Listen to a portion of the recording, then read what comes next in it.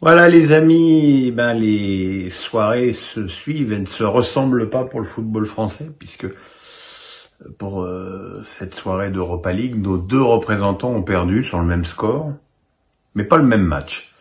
On va commencer par la défaite de Nice chez les Hongrois du Ferencváros. Une défaite 1-0 sur un but contre son camp. Alors Bombito ou Bulka, c'est au choix. Moi, j'ai plutôt l'impression que le ballon de Bombito rebondit sur le poteau et que Bulka marque contre son camp. Enfin, ça n'a aucune importance. C'était sur un coup franc et une tête au deuxième poteau de Cissé. Voilà.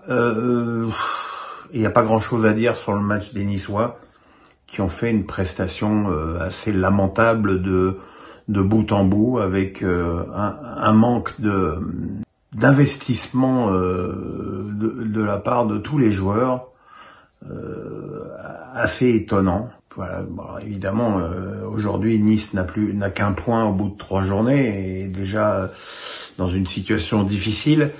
Mais enfin, on a un peu envie de leur dire, si jouer la Coupe d'Europe pour vous c'est ça, mais restez chez vous, parce que voilà, c'était vraiment un match d'une grande tristesse face à un adversaire qui a développé son football sans trop forcer en plus.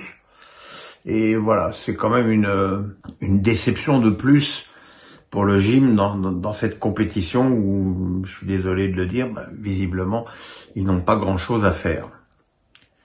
La déception est beaucoup plus forte pour l'Olympique Lyonnais, qui a donc été battu à domicile par le Beşiktaş sur un joli but en contre, une belle frappe croisée de Gelson Fernandez.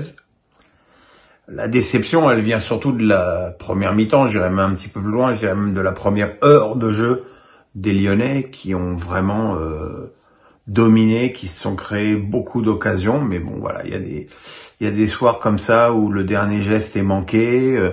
Il y a eu le but de Lacazette sur un très joli mouvement Cherki Tolisso, qui a été refusé pour 10 cm. Vous savez ce que j'en pense de ces hors-jeux et de cette notion aujourd'hui révolue malheureusement dans le football moderne d'être sur la même ligne.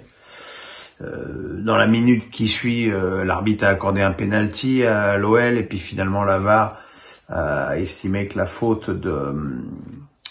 sur Lacazette, encore une fois, était à l'extérieur de la surface.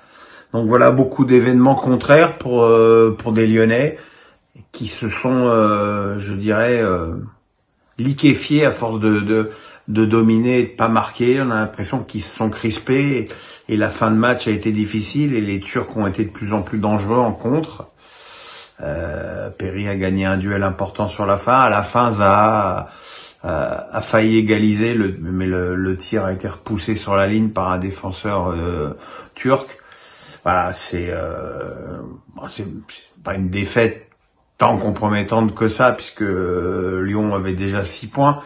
Mais bon, c'est dommage, parce qu'avec une victoire là, Lyon était presque déjà sur la voie royale. Voilà, c'est globalement une déception, même si au niveau du comportement, j'ai pas trouvé les Lyonnais